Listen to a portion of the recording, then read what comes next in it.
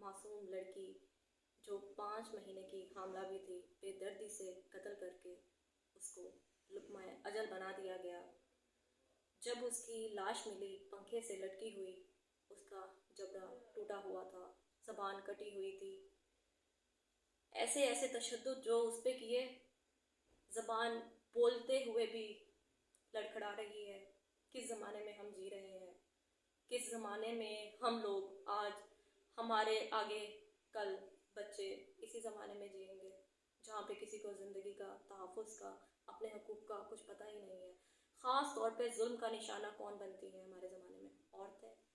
और यहाँ पे देखा जाए तो जितने जुल्म उनके शौहर करते हैं बीवियों पे, उसको चुटकी में हवा कर दिया जाता है कानून की नज़र में, कह के फैमिली मैटर। और ये फैमिली मैटर निभाते निभाते औरत मौत की घाट पहुँच जाती है। कब तक होता रहेगा ये सब कुछ? कब तक औरतें ही जुल्म का निशाना बनती रहेंगी? कब तक औरतें ये सोचेंगी, हाय एक तलाक हो गई, ज़माना क्या कहेगा, दूसरी शादी की, दूसरा बंदा अच्छा नहीं है, ज़माना क्या कहेगा। ज़माना कहता भी यही है, इस औरत ने तो 2 शादियाँ कर ली, अब तीसरी करेगी, शायद चौथी भी करेगी। वो ये नहीं सोचेंगे कि जो सबसे पहले शादी की थी उसके शौहर इस अंदाज में या इस कदर तशद्दुद के साथ उसके साथ पेश आए, वो गुजारा करती रहे। दरिंदा सिर्फ बंदा हो, अंजाम क्या होगा? यही जो सानिया ज़हरा। और क्या पता वो तीसरा शौहर ही उसकी ज़िंदगी का वो बंदा हो जो उसकी ज़िंदगी को दुनिया में ही जन्नत बना दे, जो उसे भी जीने का मतलब सिखा दे, जो उसको भी ज़िंदगी की राह में गामजन रहना और ज़िंदगी की राह से खुशियाँ समेटना सिखा दे। ये हमारा ज़माना नहीं सोचता, ये हमारा माशरा नहीं सोचता। हमारा माशरा सोचता है तो सिर्फ इतना कि कानून के हाथ तो बहुत लंबे हैं। किसके लिए? गरीब के लिए। अमीर के लिए कानून नहीं बना हमारे पाकिस्तान में।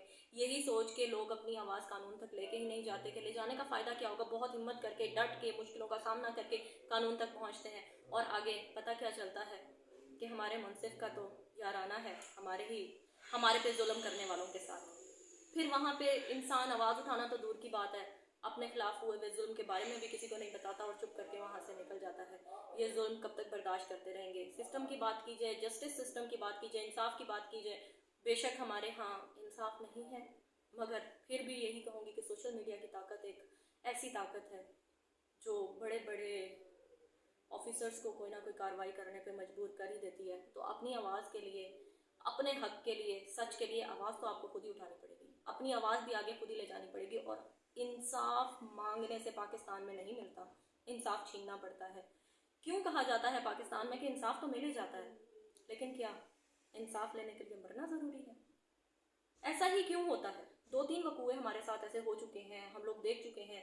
औरतों पे जुल्म होते होते एंड ये होता है कि वो कत्ल कर दी जाती हैं। उसके बाद इंतहा, इब्तदा और मरकज़ देखा जाए तो मरकज़ भी एक औरत ही है। औरत पे तशद्दुद करवाने वाली औरत के ऊपर जुल्म किया जाता है। और इस जुल्म की इब्तदा को, इंतहा को देखा जाए, इसकी बेसिक तलाश की जाए, बेसिक कहाँ से आ रही है, तो ये बेसिक भी औरत ही है।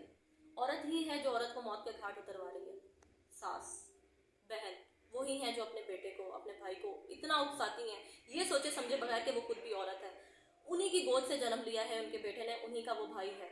कल को किसी और औरत के साथ करेगा तो अपने साथ भी हो सकता है। या वो ये भी नहीं सोचती कि वो खुद भी किसी की बेबी है, किसी की बेटी है, किसी की बहू है, वो भी इस जुल्म का, इस अजर का, इस सब चीज़ों का निशाना बन सकती हैं। लेकिन नहीं, यहाँ से वही उकसाती हैं अपने बेटे को, ये कर दो, वो कर दो, तुम तो बीवी के नीचे लगे हुए हो। उसका अंजाम ये होता है कि साइको किस्म के मर्द जो प्रिटेंड करते हैं खुद को साइको, वो साइको होते नहीं है।